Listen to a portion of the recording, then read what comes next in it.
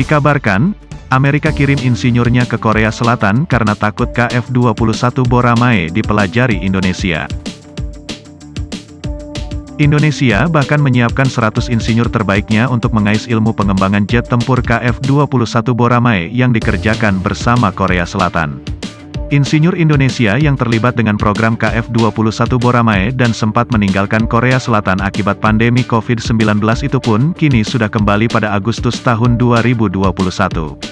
Menurut Administrasi Program Akuisisi Pertahanan, 32 insinyur Indonesia tersebut menjalani prosedur administrasi, seperti aplikasi visa, untuk kembali ke markas Korea Aerospace Industries di kota selatan Sachin untuk kembali menggarap jet tempur KF-21 Boramae.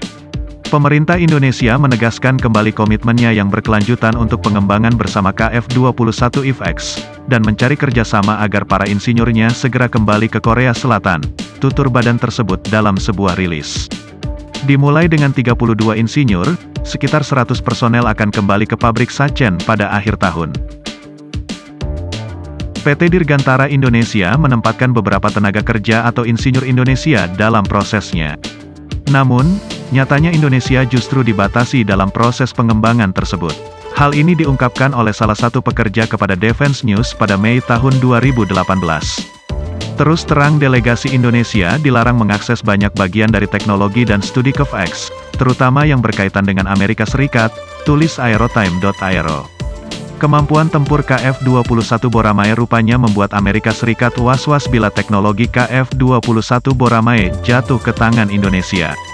Karena Amerika Serikat turut andil memberikan teknologi inti KF-21 Boramae. Hal itu diungkapkan langsung oleh seorang insinyur KAI di mana para insinyur Indonesia masih tidak diberi kelonggaran memperoleh teknologi KF-21 Boramae.